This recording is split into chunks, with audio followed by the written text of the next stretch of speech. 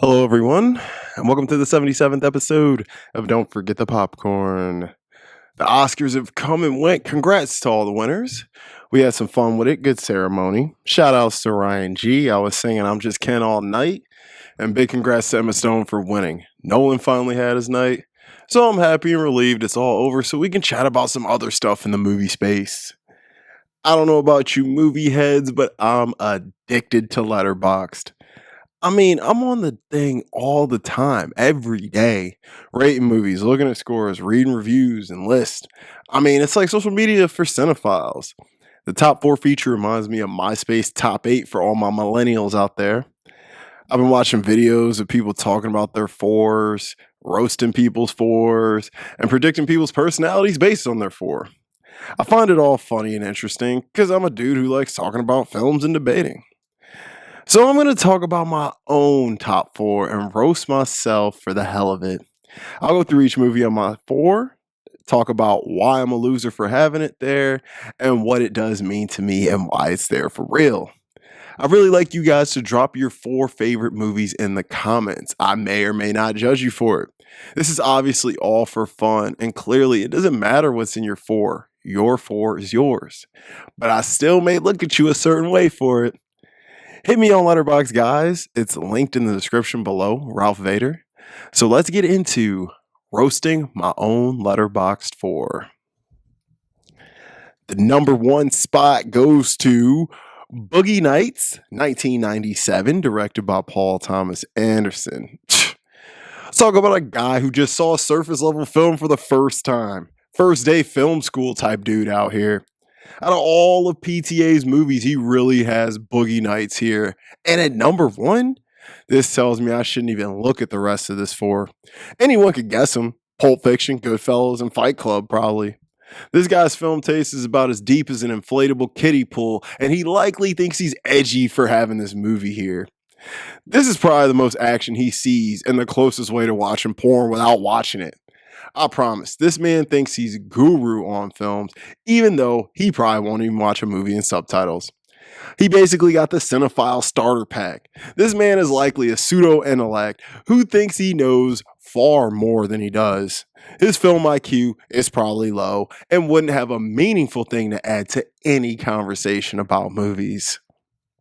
Well, that wasn't very nice, was it?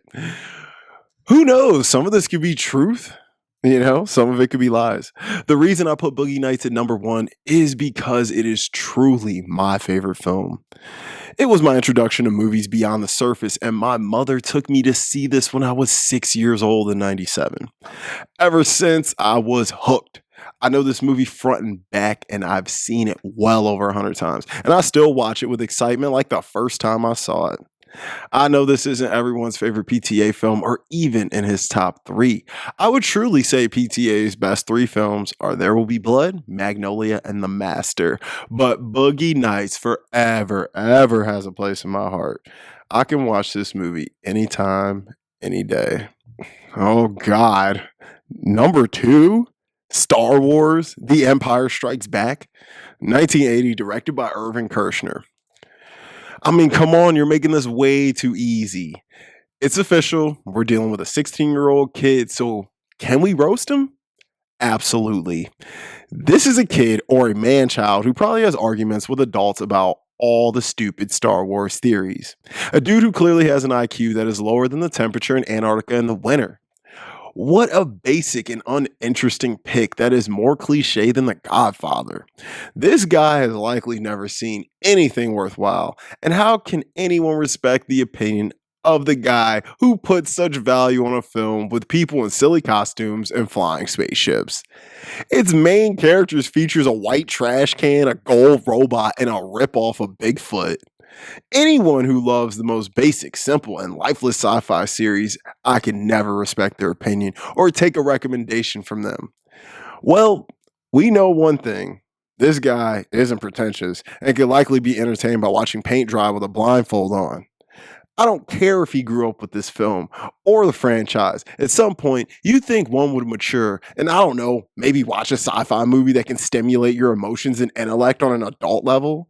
I would never have a conversation with this guy about the weather, let alone movies. Step up your movie watching game and maybe get out of your mom's basement and do some big boy activities. Wow. Well, that was pretty harsh. I've been judged for liking Empire, and I could give a shit less. It's one of my favorites. Now, I watched this movie when I was a shorty, and I liked it, but I watched all three of them in one night as an adult. Maybe I was experimenting with some things at the time, but I do not know what happened. But The Empire Strikes Back did something to my brain that night and grabbed me in a way I really can't describe. Ever since, it's been one of my favorite movies, an absolute blast and some mindless fun, but still has a pulse and emotion to it that other big blockbusters kind of lacked back in the 80s. The first Star Wars was brilliant and opened the door, but Empire is one of the best sequels ever made. It's T2 level, Aliens level, Dune 2 level. I don't care all. This is my list, and Empire will probably live here forever. Number 3, Fanny and Alexander, 1982, directed by Ingmar Bergman. Well, now this is just silly. This man is trying to make up for his last shitty pick with an Ingmar Bergman movie. Now, it's undeniable, he's a goat amongst cinephiles. But look at what he picked. Didn't pick one of his films with depth like Persona, Winter Light, or Wild Strawberries. He picked one about little kids and magic. I guess he was attracted to the pretty colors because his uncultured mind can't handle a classic bare bones black and white film. I'll give him this. He has an attention span to watch a 3+ hour movie or even the 5-hour TV cut, so he gets a point there. But I bet this dude just went on Google, looked at Ingmar's best movies, and picked the prettiest one he saw.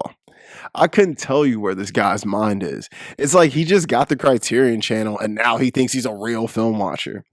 He's probably making idiot pretentious statements that make him look and sound like a complete fool and knows nothing about whatever he's trying to talk about.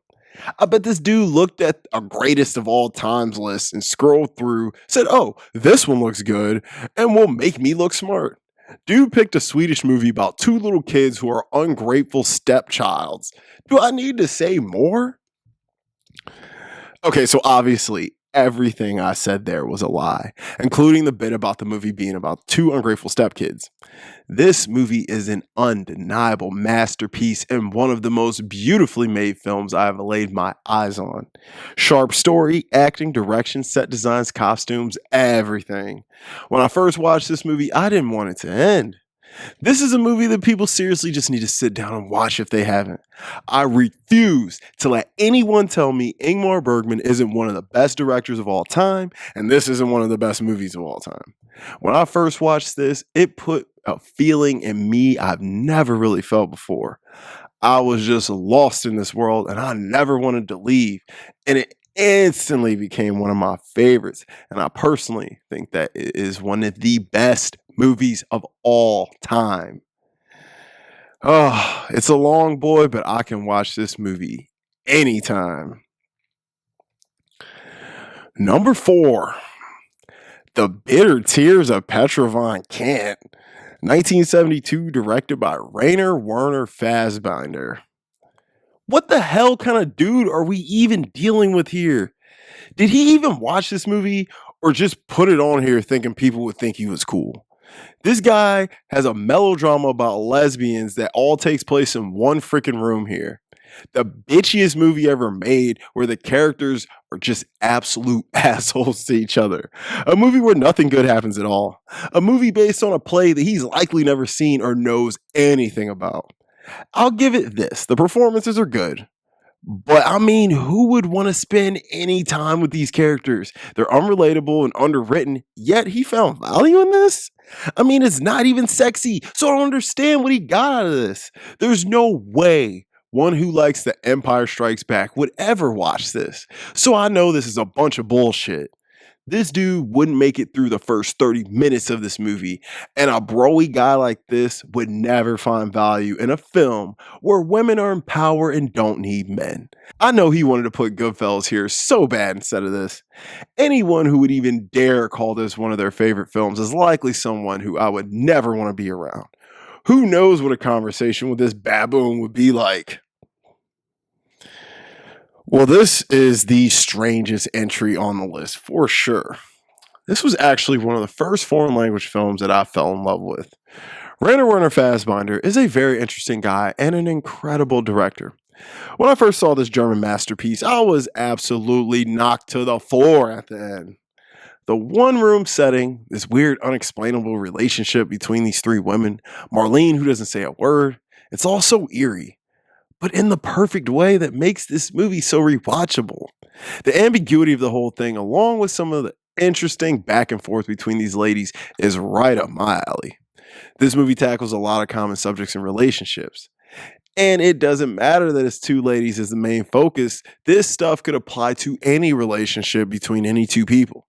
Seeing how love can drive a person to do certain things really makes you think and reflect. Seeing Petra go deep into a spiral in this claustrophobic and confined space makes you feel like you are there with her and losing your freaking mind. This movie opened a big door for me, and I can't say it's for everyone, but god damn it, it's for me.